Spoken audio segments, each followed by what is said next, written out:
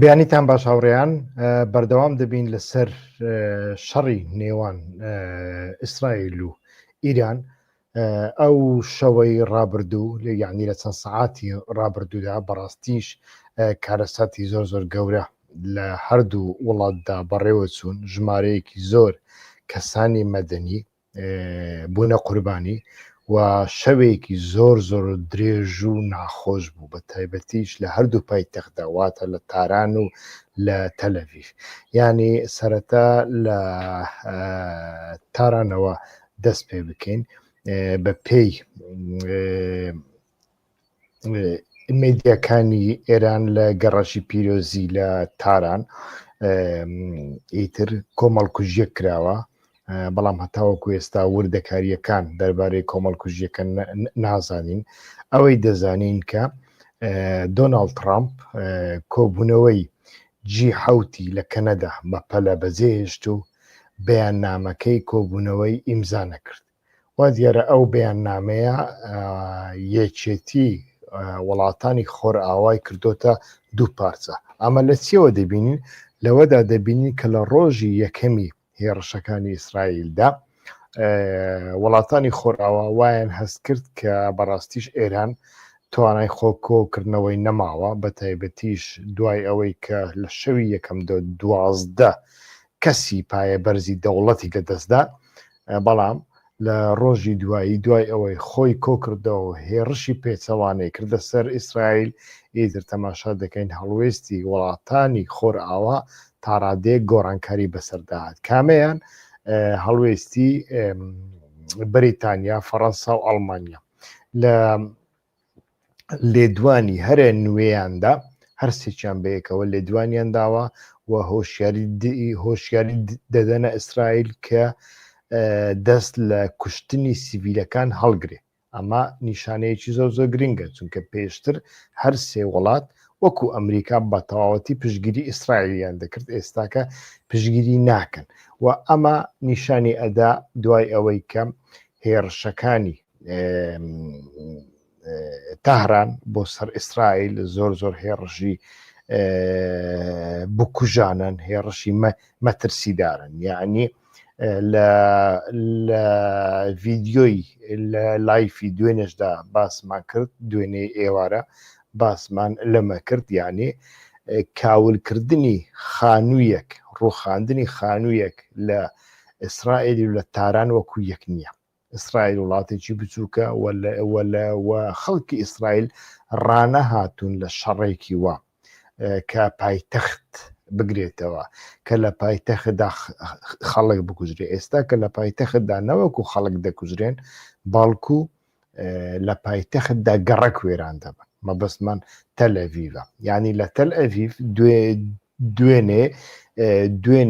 دوێنێ بینیمان کە گەڕەک وێران بوو ئەم شەو لە تەلئەڤیڤ نەوەکو گەڕەک بەڵکو موشەکەکان توانیان ئەو تونێل و ئەو ژێرزەمینیانەی کە ئیسرائیل چەند ساڵێکە دروستی کردوون و لە کاتی هەر شەڕێکدا خەڵکەکە ئەتوانێت بچێتە ئەو تونێل و ئەو ژێرزەمینیانە لەوێدا خەڵک کوژراوە ئیتر هەتاوەکو ئێستا لەناو ئەو ژێرزەمینیانەدا دوو هاوڵاتی ئیسرائیلی کوژراون لەناو ژێرزەمینەکاندا کە دوو هاوڵاتی کوژرابوون لە شوێنی دیکە دەبێت چەند کەس کوژرابن یعنی ئێران ئەم شەویش دووبارە بە تایبەتی تەلەڤیڤ بەڵام چەند بنکەیەکی دیکەی سەربازیشی لەناو ئیسرائیل بردومان کرد و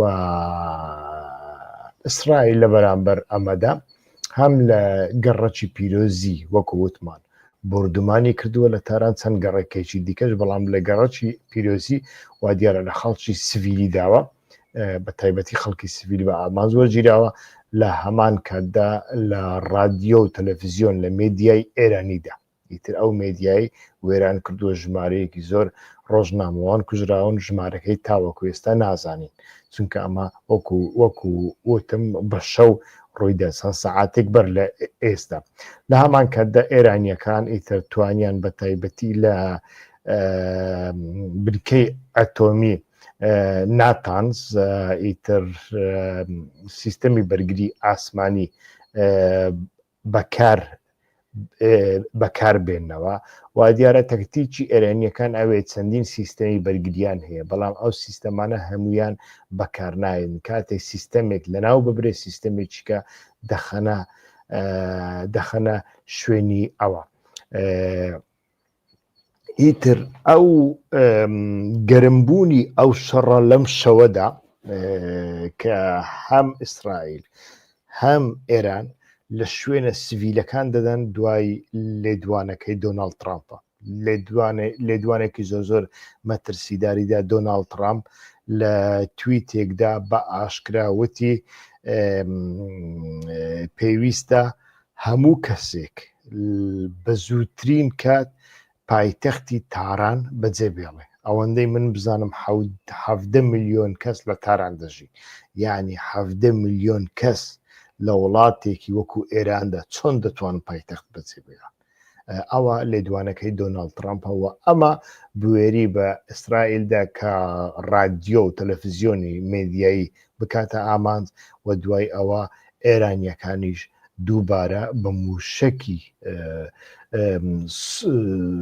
سوپەر پەرسۆنلێکی تر بە تەواوەتی تر تەلەڤیڤیان کردە ئامانج بەڵام بەتەنیا تەلئەڤیڤ نیە حەیفا کراوەتە ئامانج و لە زۆر شوێنی دیکەدا سیستەمی ڕاداری پێشکەوتوو و سیستەمی ئایرندۆمی ئیسرائیلیان کردوتە ئامانج ئیتر ئەمانە هەمویان بابەتگەلێکن کە زۆر مەترسیدارن و لە هەمانکەتدا ئیسرائیلیەکان باس لەوە دەکەن کە بارەگای جگە لە بارەگای رادیۆ و تەلەڤیزیۆن لە هەمانکاتدا بارەگای سوپای قودسیان دووبارە کردوتە ئامانج هەر لە تارە ئیتر لە ناو ئیسرائیلیشدا لە ناو وڵاتانی خۆر ئاواشدا کەسانێکی زۆر شارەزا تەنانەت کەسێکی وەکو لیکوت باراک ئیتر باس لەوە دەکەم کە زۆر سەختە لە ڕێگای شەڕ و لە ڕێگای بردومانکردن بتوانن پیشەسازی نوکلێری ئێران بە تەواوەتی لەناو ببن چونکە ئەو پیشەسازیە زۆر قوڵە لە ژێر عەرزدا و دیارە ئیسرائیل پێویستی بە فڕۆکەی B-52 و یانیش B-51 ئەمریکیە بۆ ئەوەی بتوانێ بۆمبی هەری بە کاریگەر بەکاربێنێ بۆ ئەوەی بتوانێ ئەم کارگانە پیشەسازی نوکلەری لە ژێر عەرز وێران بکە بەڵام باس لەوە دەکرێت کە تەنانەت ئەو بۆمبەش کاری ناکرێت چونکە بۆمبەکە بە پەیزانایەن بەتەنیا زۆر 100 مەتر لە ژێر عەرزەوە ئەتوانێت کاریگەری هەبێ و ئەو کارگانەی نوکلەری ئێران ئەمانە زۆر قوڵترن لە ژێر زەوین ئیتر زۆر زەحمەتە بەتەنیا لە ڕێگای بۆمبەوە بتوانی کاریگەریان لەسەر بکەین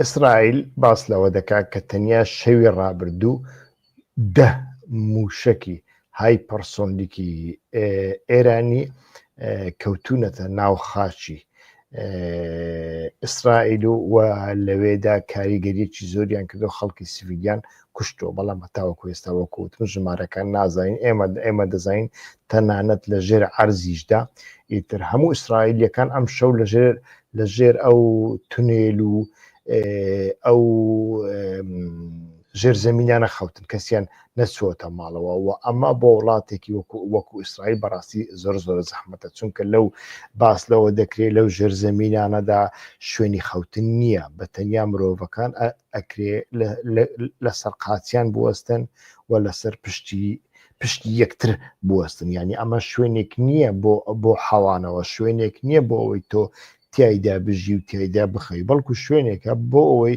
تۆ لە ماوەیەکی کورتدا ئیتر زۆر ڕۆژی جارێک بتانی ڕابکەی بە پەلە لە ماوەی 10 دقەت 15 دقە بچێ ناو ئەو شوێنانەوە خۆت بپارێزی، بەڵام لەوێدا شوێنی حەوانەوە نییە.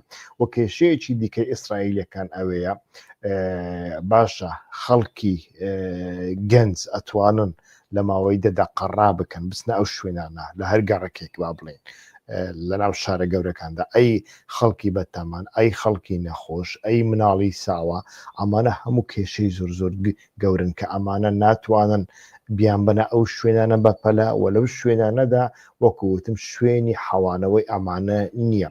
لە هەمان کاتدا ئیتر کاتێک خەڵکی پیر و نەخۆش و مناڵ بە جێبێڵی ئەوەش نابێت دەبێت کەسانی دیکە لەگەڵ ئەوانەدا بمینێنەوە، بۆیە ئیتر ئەم کەسانە دەبنە ئامانج. هەروەکو لە وێنەکەدا لە نەخشەکەدا دەبینێن ئەوە پایتەختی ئەوە ئیتر ئیسرائیلەوە ئەمەشیان ئێرانە کە چۆن شەوی ڕابردوو هەردوو لە یەکتریان بۆمبا باران کرد. ئیتروە ئەمە هەتاوەکو سەر لە بەیانیش بەردەوام بوو.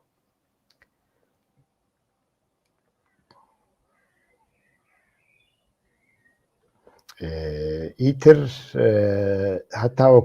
هەتاوەکو ئێستا هەروەکو باسم کرد ئەوەی لە هەواڵەکاندا دەبینین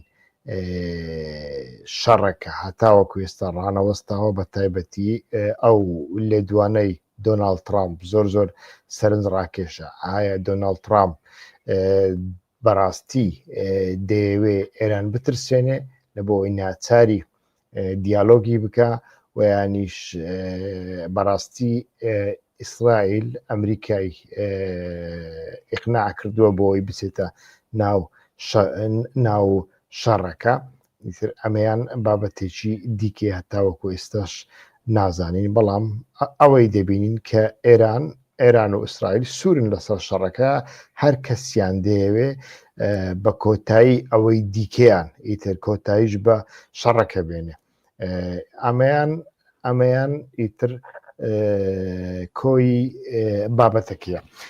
بە هەندێک هەوڵ بدەین لەسەر تەواوی بابەتەکە و شەڕەکە هەڵسەنگاندنێک بکەین و دەمەوێ ئەوەی دوێنێ وتم بە شێوەیەکی دیکە دووبارەی بکەمەوە. ئەوەی دوێنێ وتم دوێنێ ئێوەرە لە لایفەکەدا باسم کردوە دیارە کاردانەوەشی هەبوو، پەرچە کردداری هەبوو، لەوێدا باسمان لەوە کرد ئەمەی کوردەکان بە تایبەتیش لەسەر سۆسیال میدیا باسی دەکەن و چاوەڕێی دەکەن مەرج نییە ئەمە لە ناوە خۆی ئێراندا خەڵک وا بیر بکاتەوە، خەڵک بە شێوەیەکی دیکە بیر دەکاتەوە، تەنانەت کوردەکەش هەمووی وەها بیر ناکاتەوە. یعنی ئەو خەڵکێکە لە هەندەراندا دەژین لە ئێران ڕای کردووە و یانیش ناچار کراوە ڕابکرێ، ئەمە کێشە نیە بە خۆشمان لە دەرەوەی کوردستاندا دەژین، بەڵام ئەوە تایبەتمەندیەکی هەموو ڕەوەندەکانە، هەموو دیاسپۆراکانە، دیاسپۆرای جوولەکە، دیاسپۆرای ئەرمەنی، دیاسپۆرای عەرەب، دیاسپۆرای تورکی، دیاسپۆرای کوردی کە زۆر ڕادیکاڵن. ئاستی ناسیۆنالیزم زۆر بەرزتر دەبێتەوە کە وای لێدێ لە واقعیەتی بابەتەکە زۆر دوور دەکەوێتەوە. یعنی ئەتۆ لە پێناوی ژینا ئەمینی ڕاپەڕێنێک بکەی دژ بە ڕژێمبی و یانیش لە پێناوی برسیبووندا، لە پێناوی ئەوەی کە ڕژێمی ئێران ئەو هەموو پارە و پولە بۆ حیزب الله و بۆ حەماس بۆ یەمەن خەرج دەکا، خەڵکی خۆی لە برسان کوشتووە و یانیش لە پێناوی مافی مرۆڤ و لە سێدارەداندا تێکۆشان بکەی و ناڕازیبی لە ڕژێم و بتهوێ ئەو ڕژێمە بڕوخێ و یانیش بگۆڕێ، ئەمە جیاوازە لەوەی لە کاتێکدا کە وڵاتێکی دەرەکی بێ هێڕش بکاتە سەر دەوڵەتەکە و ئەو دەوڵەتە لە کاتێکدا کە ئامادەیە لە بۆ گفتوگۆ، ئامادەیە لە بۆ گفتوگۆ و ئامادەیە بچێتە سەر مێزی گفتوگۆ، لە مێزی گفتوگۆش ڕای نەکردووە و ئامادەیە گفتوگۆ بکە لە بۆ چارەسەرکردنی کێشەکان بتمە بەسمان کێشەی نوکتێ. لەو کاتەدا ئیسرائیل بێ هێڕشێک بکاتە سەر ئەو دەوڵەتە بۆ هێرشەکە بکاتە سەر خەڵکی سڤیل، زانایانی زانکۆ، زانایانی فیزیۆ و کیمیا و ئەمانە بکاتە ئامانج، ئەمە لە چ دەوڵەتێکدا خەڵکەکە لە پەنای دەوڵەتی ئیسرائیلدا هێرشی سەر ئەو ڕژێمە دەکا بالێشی ناڕازی بێ. ئەو کوردانەی کە لە دەرەوەنە، هەم کوردی ئێران هەم کوردی دیکەی ناسیۆنالیستەکان لەو ڕاستی تێناکەن. ئەمە دووشتی لە یەکتر جیاوازن. بەڕای من دەبێت ئینسان لەسەرەوە قوڵ بیتەوە. لە بۆ هەندێ بەو شێوەیە وەکو ئەوەی کە نەتەنیاهۆ دەیەوێ خەڵکەکە بۆی بچێتە سەر جادا و یانیش هەندێک لە حیزبەکان دەیانەوێ خەڵکەکە ڕاپەڕێ و فیداکاری بکە و ئیعدام بکرێ و بکوژرێ و قەتل و عام بکرێ، ئەوانش بێنە سەر سفرەی حازری. ئەمە شتێکی زۆر زۆر زەحمەتە. یەک دووەمینە باشە کە لە تاراندا خۆپیشاندان نییە، لە تاراندا، لە تەورێزدا، لە مەشهەددا هیچ شتێک نییە. ئەتۆ لە ئەگەر بێت و لە کوردستانیشدا لە مەهاباد و لە ورمێ شەڕێک کرا، ئەتۆ ئەتوانی چاوەڕێی چی بکەیت؟ چاوەڕێکی هیچ ناکرێ. یعنی نمونەی عراقمان هەیە. عراق لە سەردەمی شەڕی کوێتدا کاتێک ئەو هەموو زەبرە گەورەی بەرکەوتووە 32 وڵات لێی ئەدەن، شیعەکان ڕادەپەڕن، توانی هەموو شیعەکان سەرکوت بکە. ئەو عراق لاوازە توانی هەموو شیعەکان سەرکوت بکە و بیانوشی هەبوو و هیچ کاردانەوەیەک نەبوو لەبەر ئەوەی ئەتۆ لەناو شەڕدای لەگەڵ وڵاتێکی دیکە. ئەمە زۆر زۆر گرنگە. ینی حاڵەتەکان لێکتر جیاکردنەوەی حاڵەتەکان زۆر زۆر گرنگە کە مرۆڤ لەوە تێبگە. یعنی ئەو خەڵکە ئاوەکەی کراوەتە ئامانج، رادیۆ و تەلەڤیزیۆنەکەی دەکرێتە ئامانج، مامۆستای زانکۆی دەکرێتە ئامانج، با ئەو مامۆستایە سوودیشی هەبێ بۆ بەرهەمهێنانی وزەی نوکلێری، بە ئەوەشی هەبێ. یعنی بەڵام لە ئەنجامدا مامۆستایە، ینی نەخۆشخانە کراوە، نەخۆشخانەی مەشهەد کراوەتە ئامانزیانی. ئەمانە وا دەکا وا دیارە لێرەدا مەبەستمان ئەوە نییە کە ئێران شتیواناکە. وەکووتم لە سەرەتاوتم ئێران لە ناو مەلجەبەکاندا خەڵکی سیڤیلی کوشتووە، بەڵام مەبەستمان لە چاوەڕوانیەکانی خەڵکی کوردە لە هەندەران بە تایبەتی. ئەوە وەکووتم تەبیعەت و سروشتی دیاسپۆراکانە، ناسیۆنالیزمی دیاسپۆراکانە هەتاوەکو لە ئێرانە هیچ کێشەیەکی نییە. لەوانەیە حەزی لە دڵداری بی لەگەڵ کچە فارسێک، لەگەڵ کچە ئەزەریەک، لەگەڵ عەرەبێک، لەگەڵ بەڵوجێک، بەڵام کە دێتە دەرەوە ئیتر لە پڕەوە دەبێتە سەر بە خۆخواز، دەبێتە ناسیۆنالیست کە لە ناوە خۆی وڵاتە هیچ پلانێکی هیچ کارێکی لە بۆ سەر بەخۆی نییە، ڕنگ بە قەت باسیشی نەکردبی. بەڵام کە دێتە دەرەوە ئیتر دەبێتە سەر بە خۆخواز و هەر کەسێکیش ئیتر بە دوعاکەی ئەو نەڵێ ئامین دەیکاتە جاش و دەیکاتە پیاوی ئێران و دەیکاتە هەزاریەک ناو و ناتۆرە و جوێنی پێدە.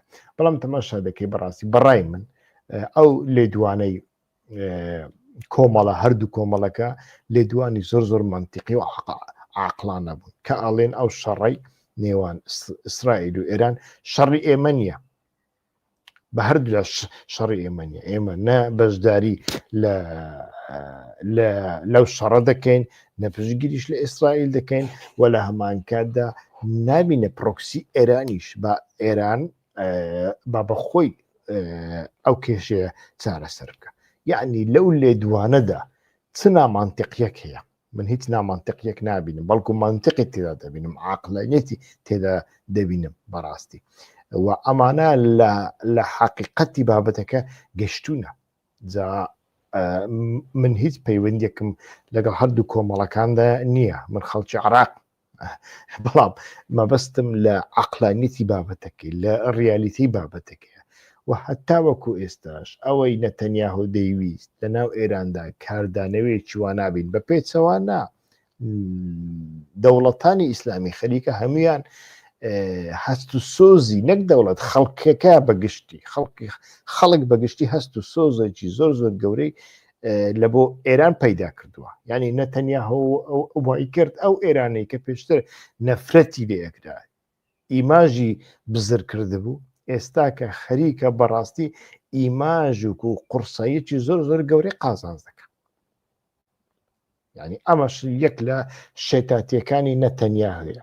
ئێستا کە چۆن مێدیای زایۆنیستی زایۆنیەکان چۆن کاتێک ڕەخنەیەک لە بەڕێوەبەرایەتی ئیسرائیل بکەیت، لە نەتەنیاهۆ بکەیت، لە زایۆنیزم بکەیت، ئیتر بە ئانتیسێمینیستت لە قەڵەم دەدەن، یعنی دژە جوولەکەت لە قەڵەم دەدەن. برادرانی کوردایەتی شویان لێ هاتووەیتر ئەتۆ لە هەر کاتێکدا ڕەخنەیەک لە ئیسرائیل بکەیت ئیتر وەکو ئەوە وایە ئەتۆ پیاوی ئێران بی و خەلاس و چوو بەرگری لە ئێران بکەیت. لە حاڵەتێکدا بابەتەکە بەو شێوەیە نییە، مەبەستیشمان ئەوە نییە.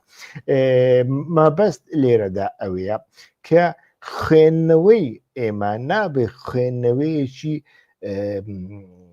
مسلمانە سونیەکان و خۆر ئاوایی بێ لە بۆ ئەو بابەتە کە ئێران بە ئاهڕیمان بکەیت، چاینە بە ئاهڕیمان بکەیت، کۆریا بە ئاهڕیمان بکەیت، رووسیا بە ئاهڕیمان بکەیت، بەڵام کێشەیەکت نەبێت لەگەڵ وڵاتێکی وەکو ئیسرائیل کە تەماشا دەکەی ڕۆژانە بەلای کەم 20 کەس 30 کەس 20 تا 30 منداڵ لە غەزە مناڵی بێت تاوان بە تەنیا لە برسان و لە تێنان دەمرێ.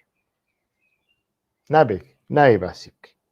یعنی حەقیقەت و عەدالەتی ئەو بابەتە لەکوێدایە و ئەمەیە کە پێی دەگوترێت کوێرکردنی ئایدۆلۆژیا وەها کوێر دەکە.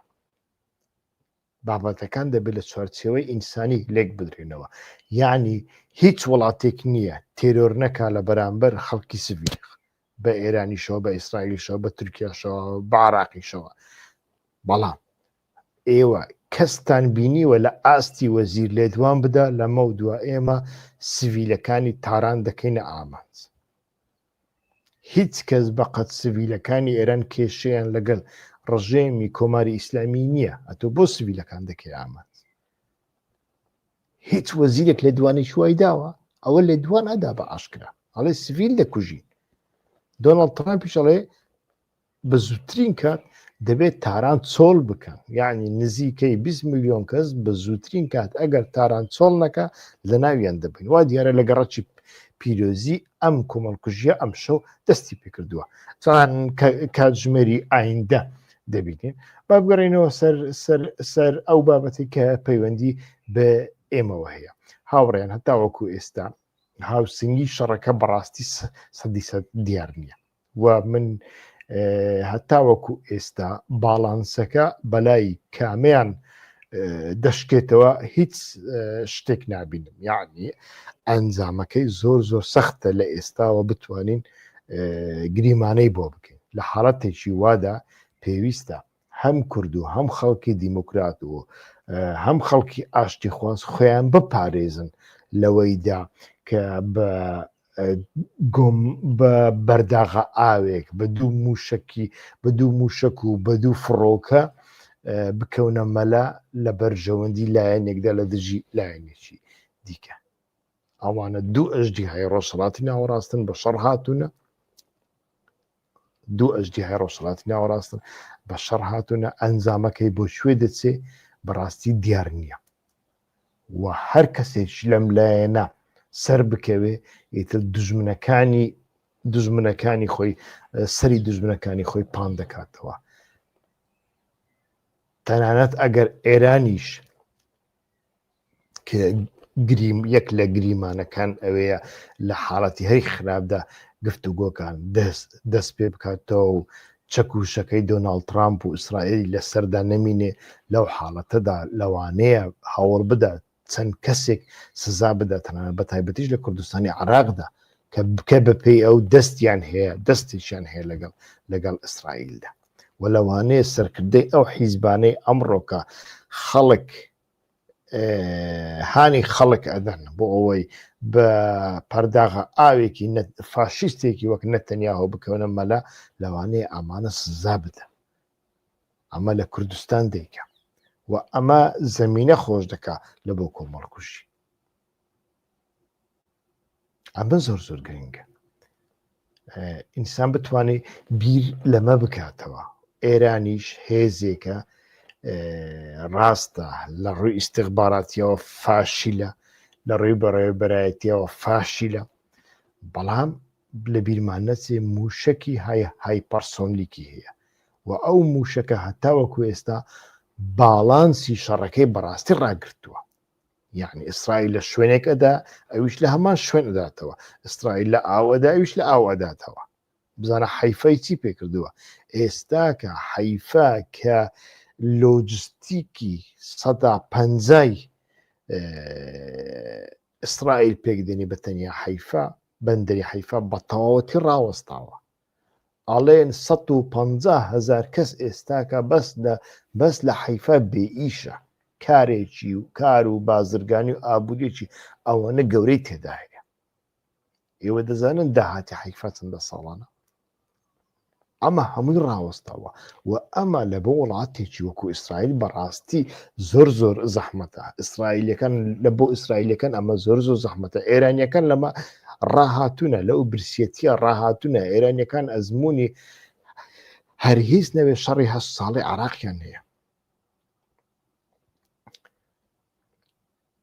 لە دوای شۆڕشی ئێراندا کاتێک خۆمەینی هاتە سەر دەسەڵات، شتێک نەمابوو بە ناوی ئێران، نە سوپاکەی، نە ئەمنیەتەکەی، نە ئاسایشەکەی، هیچ شتێکی نەمابوو، نەچەکەکەی. و لە ساڵی یەکەمینیدا لەگەڵ عراق تووشی شەڕێک بوو و لە پشت عراقدا هەموو جیهان هەبوو. بەڵام ئاخیر جار سەدام تکا و ڕەجای دەکردن بۆ ئەوەی ئێران ئاگربەست قبول بکە و ئاشتی قبول بکە. من بەخۆم ئەمەم لە بیرە. باشە تەواو ئیسرائیل عراق نییە ڕاست، بەڵام ئێرانی ئێستاش ئێرانی ئەو سەردەمە نییە. ئەوە نزیکەی 40 ساڵی بەسەر چوو. دەبێ مرۆڤ ئەمانە هەمووی حیساب بکات. لە بۆ هەندێ هاوکێشەکە هەتاوەکو ئێستا بەو شێوەیە دیار نییە.